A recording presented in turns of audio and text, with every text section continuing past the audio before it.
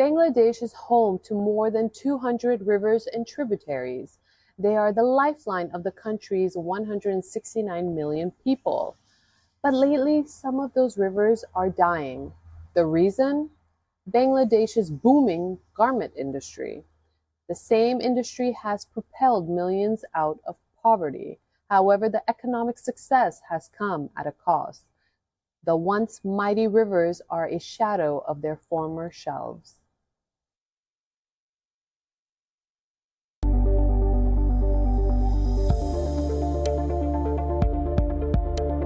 They call it the new Asian tiger, a rising economic power erected from the chaos of civil war and genocide. In 50 years, Bangladesh has defied many expectations. They were written off as a basket case. But today, they are growing at almost 7% per annum.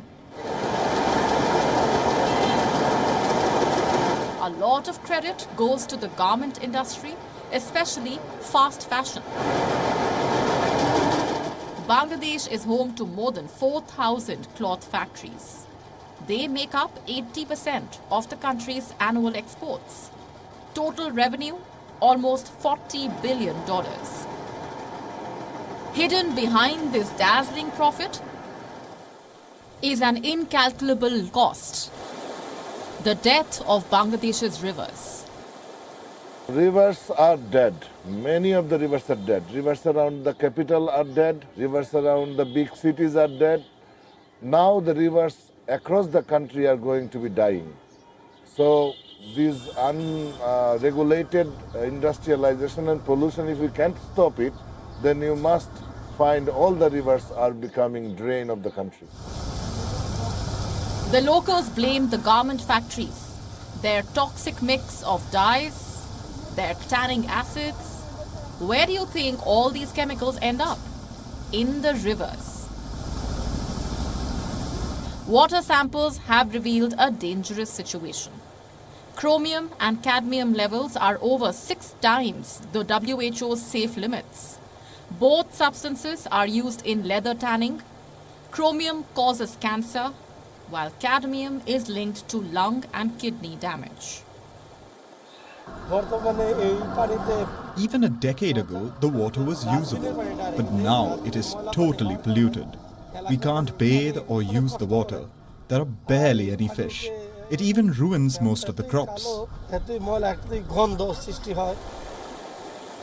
Bangladesh is crisscrossed by more than 200 waterways. They nourish the bustling cities of this country, including the capital, Dhaka. It was founded 400 years ago on the banks of Buriganga. The once mighty river is now a shadow of its former self. The Buriganga River doesn't have the same water level like it did before. It is dying every day. During low tide, you can see the water level dropping to a dangerously low level. The tide system has been ruined as well. Why don't the locals say anything? They do. But their voice is drowned by the powerful garment lobby. Even politicians have a stake in the fast fashion industry. Sometimes they run the factories.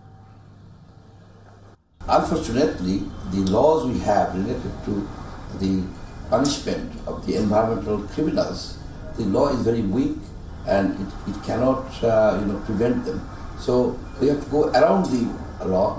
We may have to go for that name and shame approach and try to change the law and raise public awareness. Around half the population here depends on rivers for farming. If the water is polluted, their crops will fail. Yet, garment factories get a free ride. The big ones point to their so-called green certificates. But what about the smaller ones? They run on razor-thin margins. For these smaller factories, wastewater treatment is not possible. The solution? Government intervention. Bangladesh must prioritize sustainable development. It must balance economic growth with ecological conservation. South Asia Bureau, WION World is One.